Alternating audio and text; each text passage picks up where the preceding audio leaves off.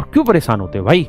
हम है ना तुम्हारे साथ, मेहनत कराएंगे ना, तुम सबका सिलेक्शन कराएंगे। कैसे नहीं होगा तुम्हारा सिलेक्शन? बस मेहनत करते रहो। किसी भी एग्जाम की तैयारी करनी हो, ना केवल एसएससी यूपीएससी की, आप कोई भी रेलवे की हो, बैंक की, कोई भी एग्जाम की तैयारी कर रहे हैं, तो जो उसकी प्रिपरेशन होती है, जो उसकी तैयारी होती है, उसको 4 भागों में बांट लेते हैं। ठीक है, मेनली 4 भागों में बांट लेते हैं, और उन 4 भागों के थ्रू हम समझेंगे कि आज हम स्टार्ट किस चीज से कर रहे हैं, बाद में धीरे धीरे हमें कैसे बढ़ना है और कैसे चीजों को आगे लेकर जाना है।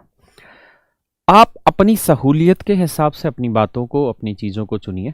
मैं अपने तरीके से आपको एक्सप्लेन कर रहा हूं कि कैसे कैसे चीजें तैयार करनी चाहिए, कैसे पढ़ना चाहिए।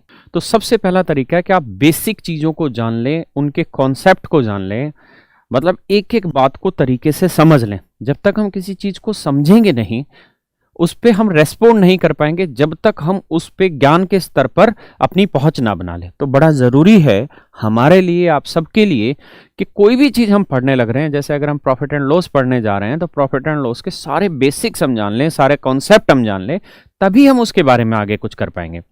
और मेरे प्यारे बच्चों, किसी भी चैप्टर पे ये सबसे महत्वपूर्ण हिस्सा होता है, यानी एग्जाम में कामयाबी के लिए 80% ये वाला हिस्सा जरूरी है कामयाबी के लिए। यानी ये जरूरी है कि आप इसे 100% तैयार करेंगे तो आपकी सफलता 80% निश्चित होती है।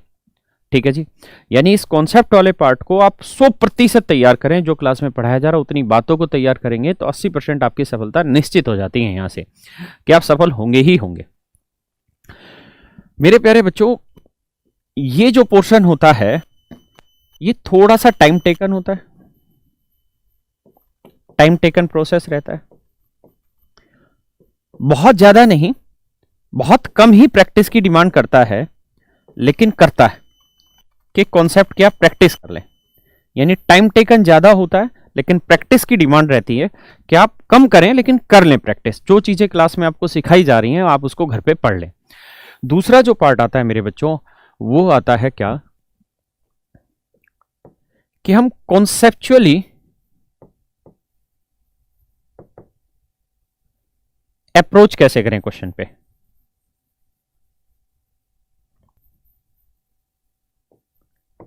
कॉन्सेप्चुअली का मतलब है कि जो कॉन्सेप्ट है उस चीज के ऊपर, उस कॉन्सेप्ट की अप्रोच कैसे बनाएं उस सवाल के ऊपर। एग्जाम्पल के थ्रू धीरे धीरे समझाता हूं।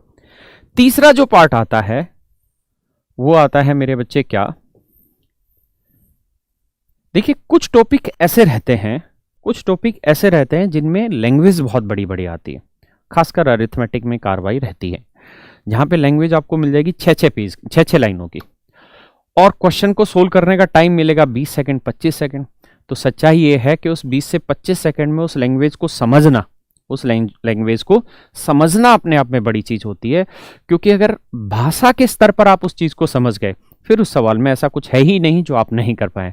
क्योंकि कैलकुलेशन हर किसी की तैयार होती है, छोटी छोटी कैलकुलेशन होती है, वो सबको आती है। एसएससी जैसे एग्जाम या बाकी बैंक को छोड़ के बाकी कोई भी अगर आप एग्जाम उठा के देखेंगे तो वहां पर कैलकुलेशन का रोल बिल्कुल भी नहीं होता, ना के बराबर कहा जाए तो भी बुरा नहीं है कैलकुलेशन के रोल से।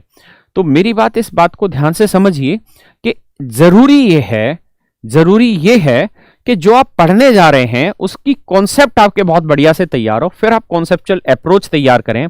उसके बाद मेरे बच्चे आप कॉन्सेप्चुअल लैंग्वेज वाइज अप्रोच तैयार करिए। मैं इनको धीरे धीरे अर्थ के रूप में समझा रहा हूं। और चौथा है जो सबसे जरूरी है, जो आखिरी में जब आपकी चैप्टर पूरा होता है तब इसकी जरूरत होती है, और वो होता है क्या, how to approach every question without doing it in detail। यानी क्वेश्चन को बिना डिटेल में सोल्व किए कैसे उस पर अप्रोच करें, ये बड़ी जरूरी चीज है।